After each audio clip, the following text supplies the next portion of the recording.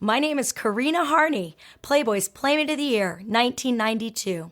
And I'm Echo Johnson, Miss January, 1993. Welcome to the Bunny Chronicles. Let's go.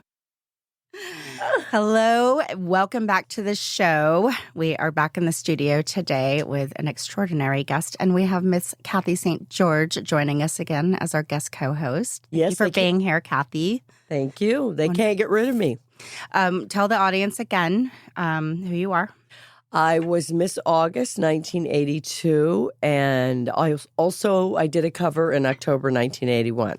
Right. So yeah, we've got I have many years. We've got our rotating guest Playmate sisters coming in as co-host, and it just adds a little addition to the show. Not to mention, Kathy and Candace go back a long way. So, Candace, I love that you're wearing your bunny head. Good. Oh, of course. Look at her cup.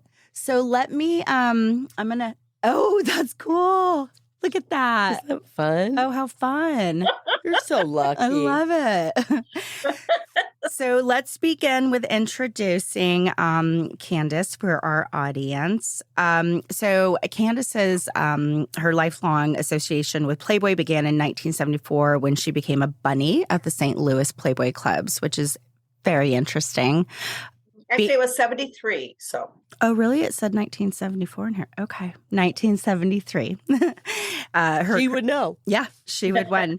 And then following her inclusion in a Best Bunnies pictorial in the magazine, she was invited to transfer to Chicago, which was the founding city of Playboy. That's where Hef was born, and that's where the original offices existed, and Playboy Club and the Playboy Mansion. And we are dying to hear about that. Yeah.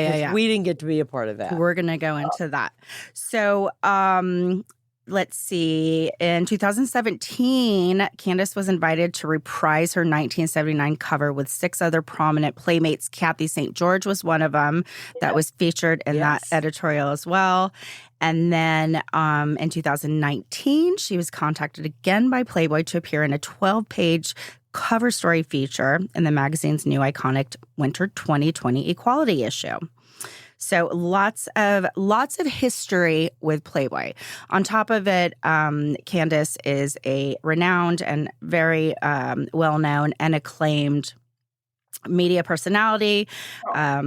And she's the founder of CandidCandace.com and associate publisher and editor of the Chicago Star Media. She's got a long list of credits and accolades. So I read her column this recently, too, and it was really fun. Nice. I learned about all the good restaurants to go to, and which is the way to my stomach, and my heart. So, so with that, Candace, introduce yourself to the audience, and we're going to just kind of start with the beginning, Playboy, and how you even, first of all, became a bunny in the clubs, and then we'll go from there, okay? Well, thank you. You gave me a great intro, Echo, so I hope that I'm not going to do myself any shame by saying it myself. But no, go ahead. I guess I started with Playboy in 1973, as you mentioned, and I was valedictorian in my high school class. I come from a very small town in southern Illinois. It's Dupo, Illinois, and it's a little railroad town. And I was a typical overachiever. I did everything in high school that you could possibly imagine, and I was so fried by the time I graduated. And I did get a scholarship to St. Louis University. I only went there for 6 months because the thought of 4 more years of school just made my hair stand on. Terrified. No, Me too. Terrifying. So coincidentally, at the same time, a girlfriend of mine said, Candace, they're hiring at the St. Louis Playboy Club. You should go over and try out. And so I was underage, so I couldn't serve alcohol. Okay. But I went over and I tried out. I got it. And so they put me on the door, greeting people, or the bumper pool table or the gift shop.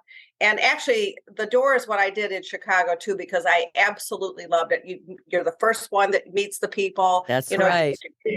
Yeah. And I'm so social. It was just the perfect position for me. So, and yes, after I did a Best Bunnies pictorial in St. Louis, I was contacted from Chicago to ask me if I was interested in moving into the Playboy Mansion. That didn't take a long time to I say was yes. gonna say, yeah, let me. Yeah. How long did you think about that and make that decision? Ding, About ding, a ding. 0 second. So, I mean, and I had never been to Chicago before. So, I mean, here, and I'm from a small town. I don't know where I got the guts to do that, but apparently, it was something that was inside me that I You thought were it was always a go-getter. I do. Right. So I got in the car, I drove, 55. It was like entering the Emerald City when I got to Chicago. And when I pulled up to the Playboy Mansion, there was a butler there that opened the door and said, "Welcome home, Miss Collins." And I'm telling you, it was so emotional. And I felt like, you know what, I am home. And I never once had any homesickness. I never, ever obviously regretted that decision.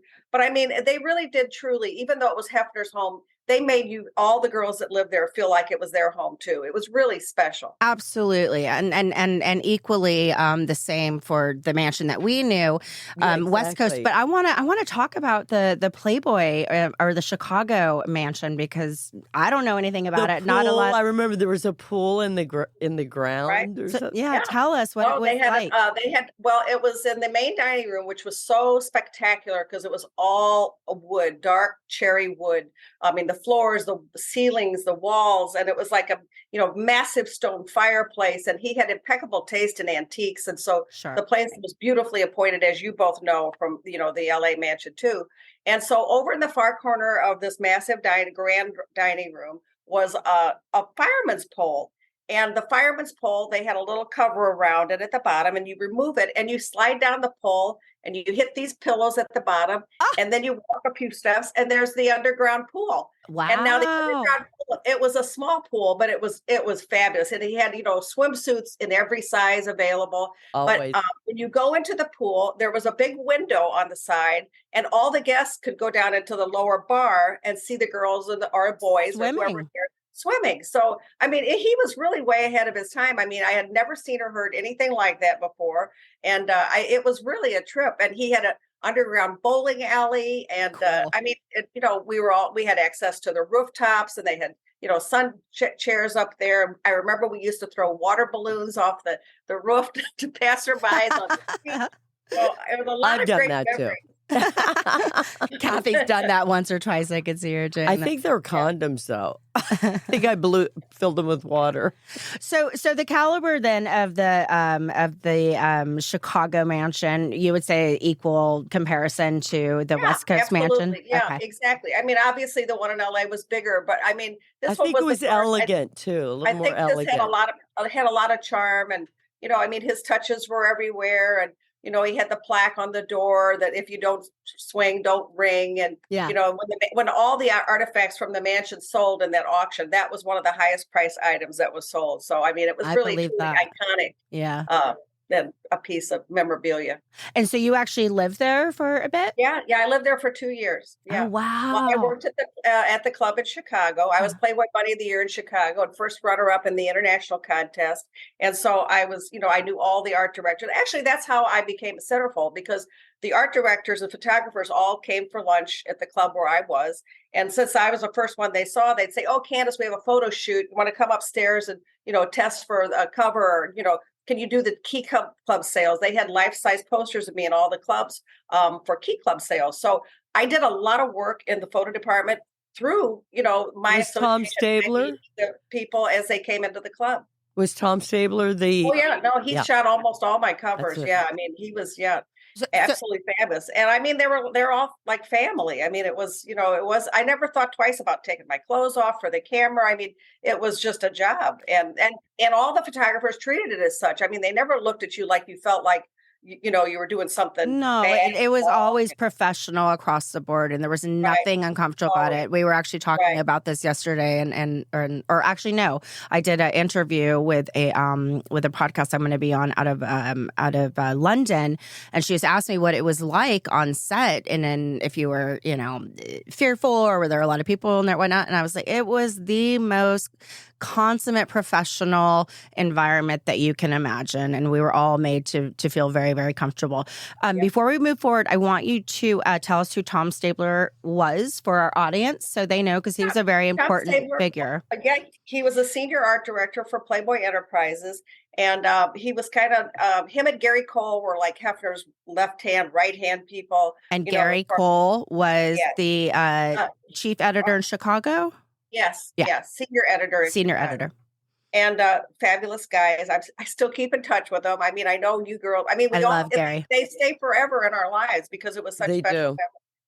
So I didn't know that they would have a Playboy Bunny of the Year, and that's different for the audience listening. There's a difference between the Bunnies and the Playmates. The Bunnies worked in the clubs, and the Playmates were the centerfolds. There was always Playmate of the Year as a centerfold, but I didn't know that there was a Playboy Bunny of the Year, and so you were awarded that honor. That's very interesting. Yeah, and they flew all of us. They chose one. The key holders voted, and so there was a winner from every club. And all the girls were flown to LA, a big party at the mansion. And then it was televised live on ABC. And it we went and broadcast it from the Dorothy Chandler Pavilion. We had like a week of rehearsals. I mean, there was like O.J. Simpson was one of the judges. Cool. Oh my God, let's see, who else? Milton Berle was one of the judges. Oh, wow. How cool. And, I wish I could remember others because they were all, like, really high quality, except for OJ. But I mean, it was back then. I'm sure Bill Cosby was around too, and he's on the naughty list. So how soon after then did you become a Playmate and shoot your centerfold after being a bunny? How many years were you a bunny before you did the centerfold? Let's see. So I was a bunny, and I came to Chicago in '74. I was bunny of the year in '76, and I shot my centerfold. I was December '79 Playmate. Nice. Very cool. And you did I just realized that my centerfold is Raquel Welch on the cover. Oh, that's a great issue. How cool. I love it. And somebody reminded me of that. And I said, oh my God, you're absolutely right. And they said that this was the largest issue Playboy ever did. It's 421 pages. That's right. Wow. And so I didn't realize that she was the cover girl on my issue. So do you have some of your covers there? Because she did a bunch of covers. Yeah, Look at there. That's a great one. Awesome. And I love this cover because Hefner signed it. Oh, see, so I have to say, beautiful. I had never seen that cover, and that is stunning because you have the most beautiful, bright blue eyes, and what a cool cover to do that with just your eyes. And we actually did a cover, the same cover. Yeah, there's a cool story behind this eyes cover because Tom Stabler loved this idea. And so he's the one that shot this cover. He had so much trouble convincing Hefner that this was a go. Because before this, it was always women's body parts on it. There was always some kind of sexual, boobs or something that was showing it. So it was really not easy to convince him. But once this got published, it won the best cover of the year from the Marketing Bestsellers Association. I believe that. And Tom Stabler gave me the plaque that I have in my den. Nice. And I believe that because, and we keep talking about this throughout our shows, that at the end of the day, the publication approved every finite detail from the front cover to the back cover, right down to the font placement. I mean, everything. And there certainly were images and photos, etc., that he didn't like. I went through the same experience. I had shot a cover. It was 4 of us on the cover. It was absolutely gorgeous. Hef did not like it. Kimberly Hefner loved it and pushed for it, and at the very least was like, Hef, at least like reshoot it. So we reshot it. He ended up running the second one, which did not even compare to the first one. Kimberly ended up giving me the original one, and I was like, that's the one it should have been. But yeah, it was very Hef was very, concise and visual on exactly idea what he wanted it to look like. And I knew that there was a backstory on that. So thank you for sharing that, because that is a rare cover with somebody's eyes. It's one of my favorite. Yeah. Thank you. Yeah, I was so excited about that.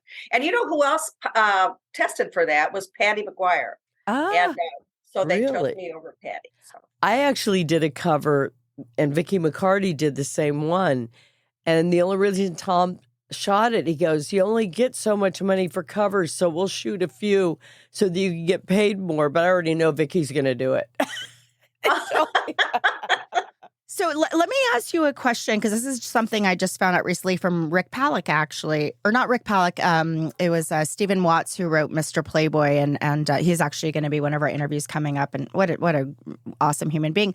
But he shared with me that that Hef's brother was the one that actually went in and taught all the bunnies, or trained all the bunnies in the clubs in terms of the bunny dip and the appearance and whatnot. Was Keith still at that point? Did you have interaction with him with training, or? Yeah, no, I did hear that he did do that, but when I was a bunny, he did not do that. Okay. So, Now, can I ask, when you did the bunny of the year or whatever it was, did you have like the swimsuit thing, the whatever? Did you have to do the bunny dip to no. Okay. It was really cute. You had like an evening gown, and then you had your costume. Oh, and then cool. they had, each judge would ask you questions, kind of a little mini Miss America kind of a pageant. But I will Peace tell on you, earth, of course. that's what I wanted. Curing cancer. Yeah. But but I will tell you that the trophies that they gave out are spectacular. I mean, Do you still this have it? big, but I still have both of them. Yeah, I have the Oh. one from Chicago and the one from the international pageant. So Oh, that is so cool. And it should be noted, because this is often a question that comes up, and again, people assume that if you're a bunny, you are a playmate. Yeah, But there weren't too many bunnies that went on to be centerfolds. There was a small group of them, so that really is an honor. thank That's you. true. I'm very proud of it. I love being a bunny. I'm an only child, and they were like all the sisters I always wanted. Yeah. And and people say, oh, it must have been a lot of cat fighting and competition. I never ever experienced any of that with those girls, and I experienced that more after I left Playboy than I ever did with Playboy. Modeling to me outside of Playboy was much more vindictive and weird stuff and competitive Absolutely. than with I agree. Playboy. Absolutely. Yes, I totally agree. No comparison. So you worked extensively with Playboy for a period of, I would say, decades, obviously, because then you shot, yeah. in the 2000s to reshoot your original. Yeah. I was there that night because I got to see it on Christmas. The last one you did, remember? We were at that, yes, and that's when it came out. It was beautiful. Playboy had a CBD. They were doing Pleasure for All, marketing plans, and they approached me to shoot. You shoot yourself with some of the products and whatever. And so I shot it and I put it on my Instagram and everything else. And they said, you're an ambassador for life. And I thought, I'm going to put that on my profile. Good idea. Ambassador for life. I'm very, very proud of it. So it was. I'm glad they still think of me. As we all are so very proud of being They a invite her part. to everything. She's always invited to everything because they love her. Yeah. Cooper loves her. Stand out. Definitely. I sit there and go, I know her, so I'm going to just snag it on the back of her that's not true, but thank you, Kat. You both are, it's a very dynamic group of women that are involved, and you hit the jackpot when Playboy said yes to you, I think. Absolutely. And I think that any girl, and this is why it bothers me so much with that handful of malcontents that have been, trying to be so disruptive about Hefner's, reputation. It just makes my hair stand on end, and I get so angry. And all these girls were rejected by him in one way or another. So it's all, a revenge book that they wrote or a revenge video that they're trying to put out. And I just don't have any tolerance for that. No, none of us do. And at the end of the day, and we keep saying this, that first of all, Karina and I are so grateful that we have this platform. Secondly, every guest that comes on and every interview that we've had, it's consistent in what we all say about who Hugh Hefner was as a man, as a human being, an icon, running the empire, etc. And I'm sorry, but if Hefner was this sexual predator, as these people love to claim, specifically speaking to Dark Secrets of Playboy and Alexander Dean, who was the executive producer behind that salacious, gross docuseries. Yeah. it just was not the case. And these women are trying to rewrite the narrative of Hugh Hefner. And thank God that collectively all of us, and it's not just me and Karina from the 90s, we're talking decades of everybody can back it up that no, Hugh Hefner was not like that. And at the end of the day, if Hugh Hefner was a sexual predator like these women are claiming, this would have come out decades and decades and decades ago. You do not run an empire like that successfully without a hiccup. And so he dies, and then this comes out. I mean, it's so easy to see through it and see what they're doing. But of course, mainstream media and younger generations are going to latch onto it and believe everything that they, see and hear. But it's just not the case. Most people want to hear the bad stuff. They want to hear the bad stuff out there. But the fact and these girls want 15 more minutes of fame at his expense. So, and all you have to do is say no. Echo, it is so transparent. Yeah, it really is. Because if you said no, he didn't love you any less.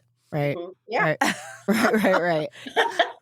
So moving into, your career and then what that looked like up until what you're doing today, definitely Playboy was a byproduct of that. You learned so much from it. And here you are today, with so many accolades.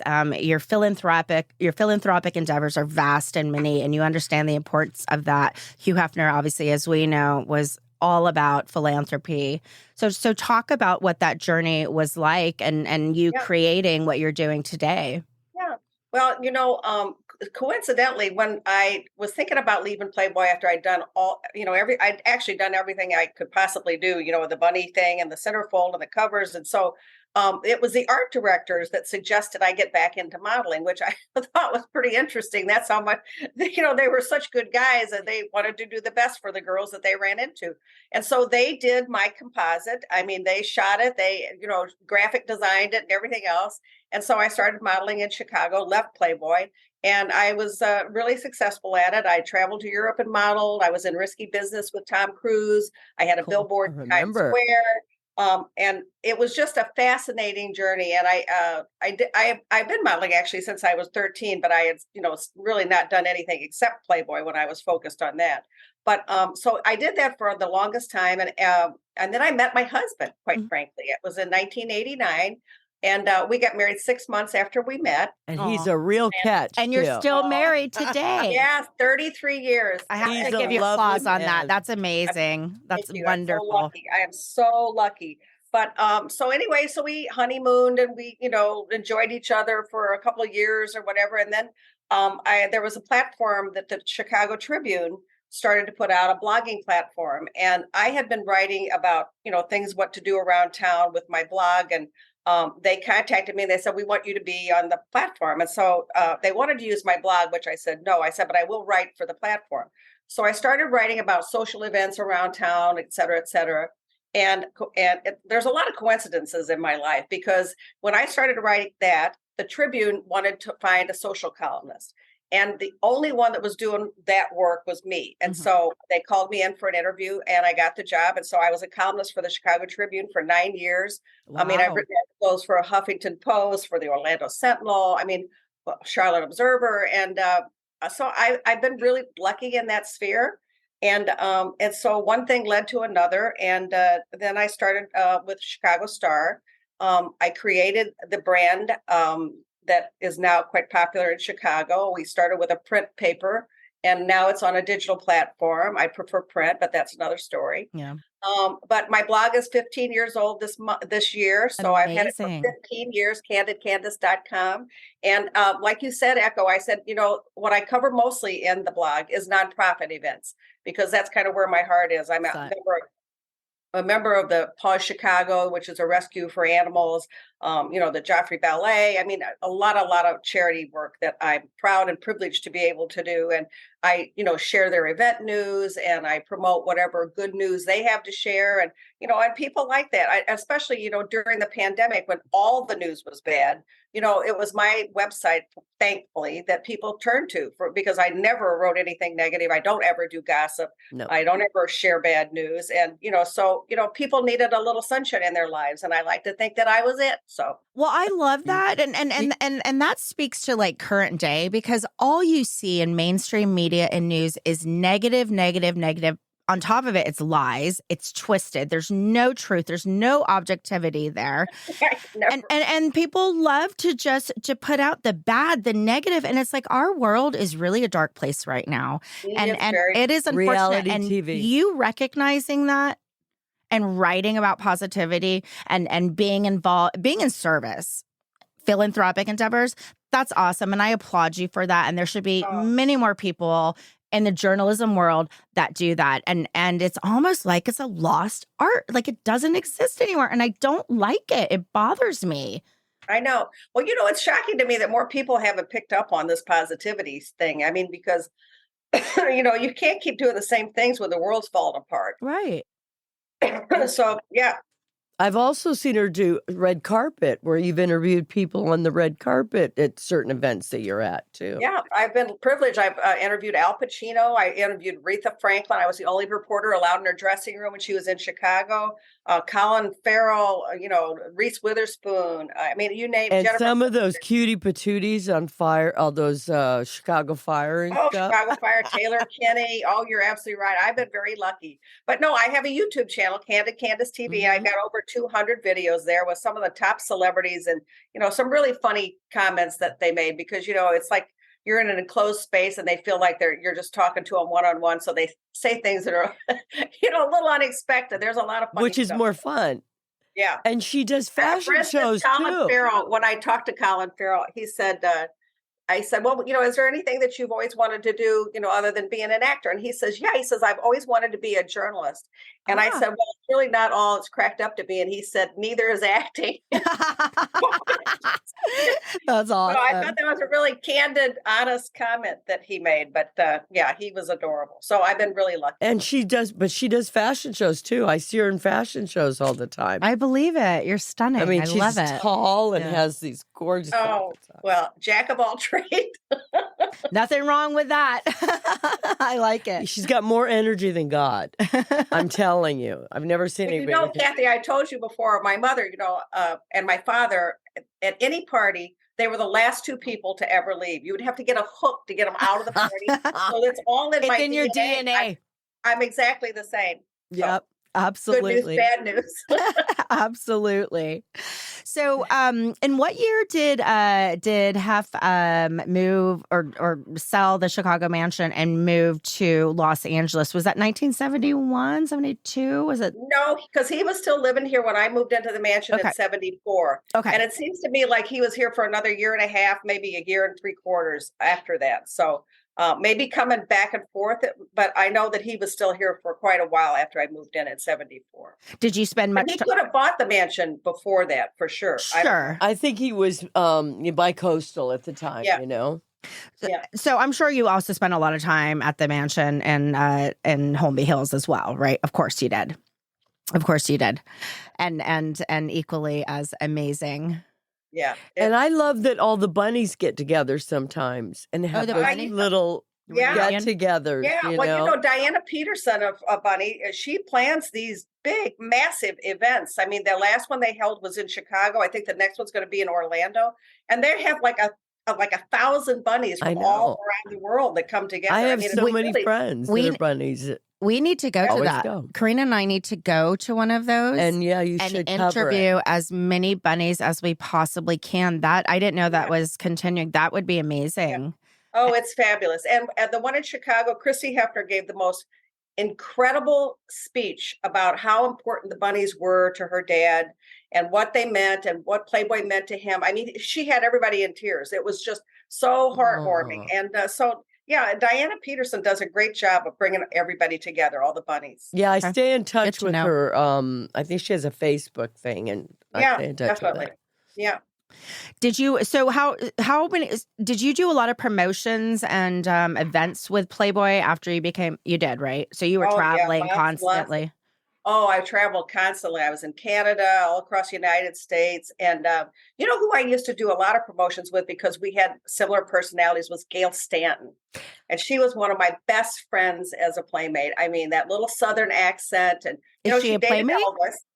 Huh? Was she a playmate? Yes. Oh yeah, Playmate. Yeah, Do you know definitely. So Do you cute. know what year she was? I don't. I could probably look it up, but I can't remember off the Gail top of my head. Stanton. We Okay. traveled everywhere together, and we had the best time. She had the best sense of humor, and she died of a punctured colon from a botched surgery. It was a real freak accident and horrifying. Oh, really? I And, thought it, so- yeah, diverticular. I heard Yeah. something. So we lost her at a way too young age. Yes. But anyway, she was one of my best friends.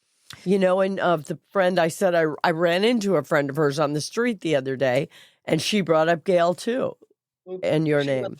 She was incredible. She told me that Elvis was a terrific kisser. Oh, yeah. Ooh, cool. You know, fact I know he find. would be for some reason. Yeah. Oh, he was so sexy. Who doesn't love Elvis? Nobody. So speaking to that, and this obviously comes up a lot with the playmates, or actually just everybody that we interview, that the longevity of the friendships that we not only created, but have maintained over decades. And there's not another company that I could think of in the world, a Fortune 500 company as big as Playboy, that would maintain those types of relationships. And that speaks volumes to the company and to Hugh it definitely Hefner. And the environment that he created, for everybody to work in. I mean, they didn't pit anybody against each other like a lot of these businesses and jobs and employers that I know personally now. So, I mean, it was such a special, it was almost magical. I hate to use that word, but it really truly was. We were like a sorority. When I look back at it, a sorority. You're absolutely right. That's the word. Yeah. And I find it mostly in the 70s and 80s.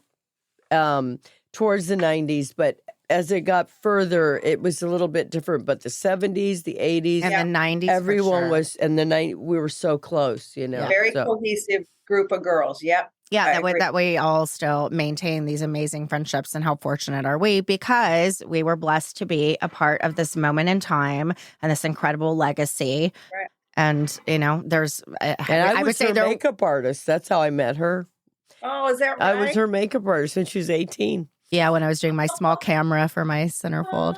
So you two have known each other a long time too then, right? Yeah. Yeah, I just celebrated my 30th anniversary in January. So yeah, it'd be 30 years that I've known Kathy.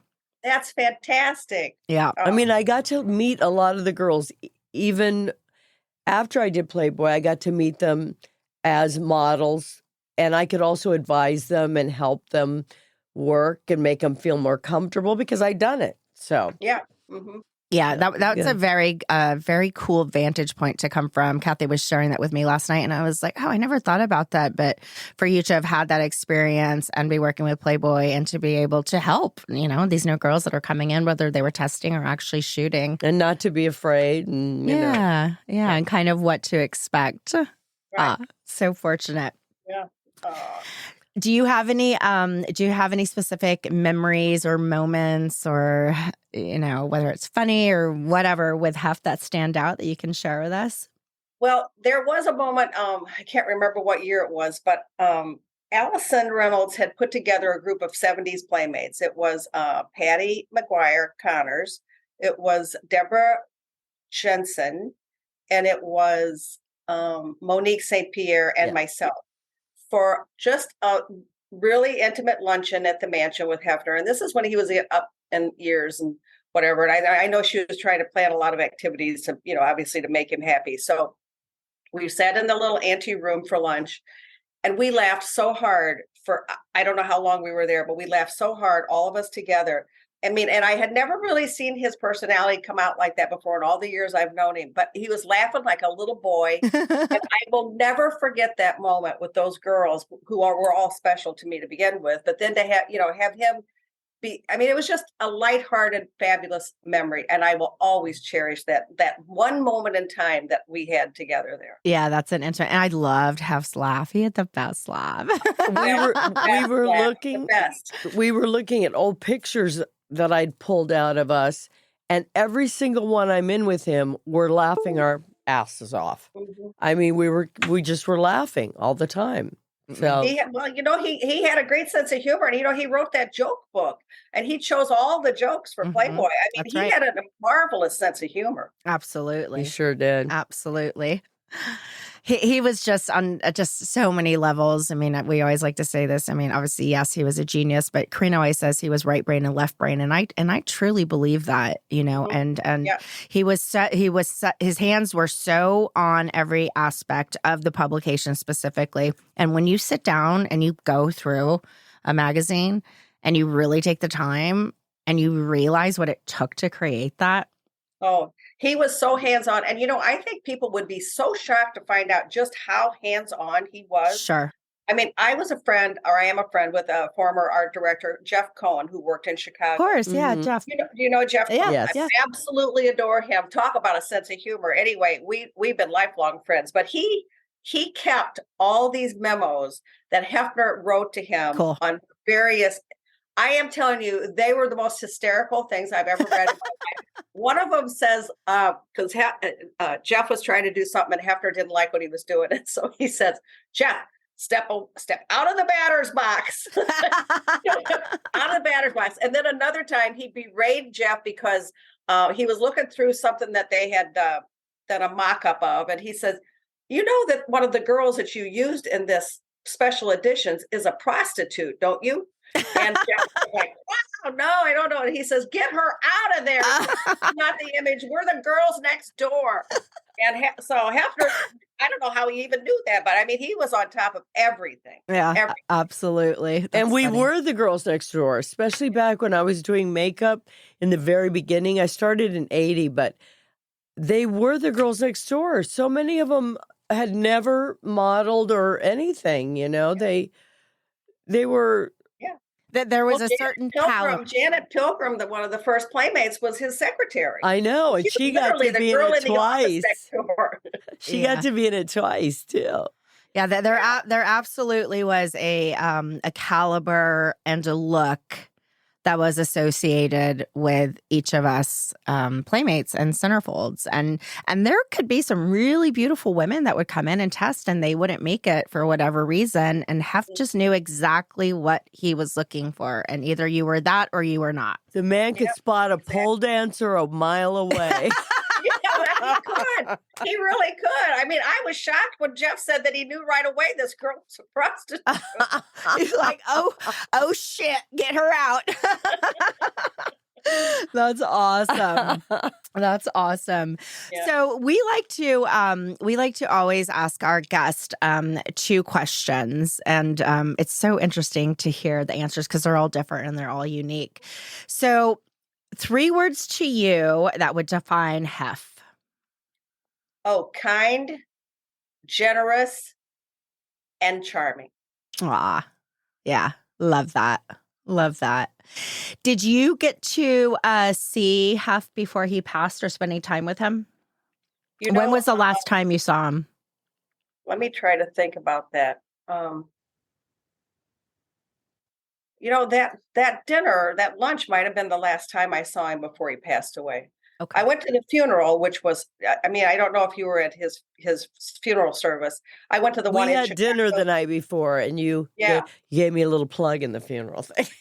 Yeah, so I attended the one in Chicago and I attended the one in LA, and I mean, it was really. I have that whole service on my YouTube channel too, by the way. Oh, cool. And the comments that the people made, I mean, he was much loved. He was just much loved. Oh, he was and it adored. Wonderful service. Absolutely. Yeah. Okay, so then second question is, had you had the opportunity to say anything to Hef before he passed or in memoriam, what would you say? Oh, goodness gracious. You changed my life. I would definitely say you changed my life. He did. He put me on a pattern for success, probably without even realizing it, just by giving me the opportunity to be involved with Playboy. Yeah. Absolutely. And you know what? He did know that. And there were conversations. It wasn't one that I had with him, but I've heard from other women that he understood that this was a unique opportunity and this was your platform. And it was up to you to do with it what you may. Mhm. And some women were content with, you know, that they were centerfold, that was it, and they went on and carried on in their life in whatever manner. I know personally myself, you know, I took full advantage of it, and everything I'm doing today is a direct reflection because of Playboy. So he understood that this is a massive opportunity, and now is your time to do with it what you may, because there's so much out there that you can do after it. Right. Well, you know what? Another thing that I really loved about him was the way he protected all the girls. Oh, yes. So, and this is why that we spoke about earlier with these women with this nonsense. I mean, he was so protective, and the clubs, he had so many and these security guys. If one of these men or anybody in the club even touched the girl's tail, I mean, they were thrown out and their cards were revoked. Yep. You know, and one time somebody said something about former playmate. He says, no. There are no former playmates. Once a playmate, always a playmate, which was the title of the equality issue. The title of that feature was "Once a Playmate, Always a Playmate." So he was a godsend to me. Yeah. I said the same thing when you'd hear all these people, these guys that would be able to pick us up. Never happened. Yeah. He would never let that happen. Yeah. They're not here for you. So many falsehoods out there. They're my guests. Yeah, absolutely. Yeah, I mean, it didn't even matter if it was one of Hef's dearest friends, celebrity, whatever, at the mansion. If you messed up and you messed with a girl, you're out, and you were on the do not admit list for a moment. It could be a year or two, and eventually maybe you'll come back. But no, he was not about that. He had a naughty list. He had a naughty list. He had the naughty list. Kathy's like, oh, please don't put me on the naughty list. Please don't. Thank God I never was on that one. I should have been multiple times. I once took a glass in the jacuzzi, and it almost happened because you cannot take glasses in the jacuzzi. And he goes, what's this glass doing in here? Do you know what that can do? And I go, I'm so naughty. So put me on the list. That's awesome. So Candace, tell us anything that you want to plug. Give us your YouTube channel, anything and everything where people can find you, what you're doing, what you're up to, so we can also include that in the show. Yeah, well, I'm really honored because I was just notified that I am one of the living legends for the Dream Awards for media personality. Awesome. So, good for you. That ceremony will be in June, and there's like 10 other people that were chosen, and they were all tops in their fields, and so it was really kind of made me verklempt. That was great honor. So that's the most recent thing that's happened. That's cool. so exciting. And then your YouTube channel is Candid Candace TV. Candace. And you can find me across all my social media at Candid Candace on Instagram. I have a Facebook fan page, Candid Candace. I have a Candace Jordan personal page, Twitter, Candid Candace. So yeah, and it's a lot. There's a lot of stuff she writes about too. Yeah, I love your new picture on top too. Oh, thank you. Yeah, your new headshot. Yeah, so to our audience, absolutely go check out Candace, her YouTube channel and just everything else. All the links will be on there because she's a force and she just has done so many remarkable things and well deserved getting that reward, darling. Truly. Thank you so much. Thanks for having me. I love you both. We love you. Thank you so much. We appreciate you. All right, love. Okay. Bye. All right. Thank you so much for tuning in. I'm Echo. And I'm Kathy. And this is The Bunny Chronicles. See you next time.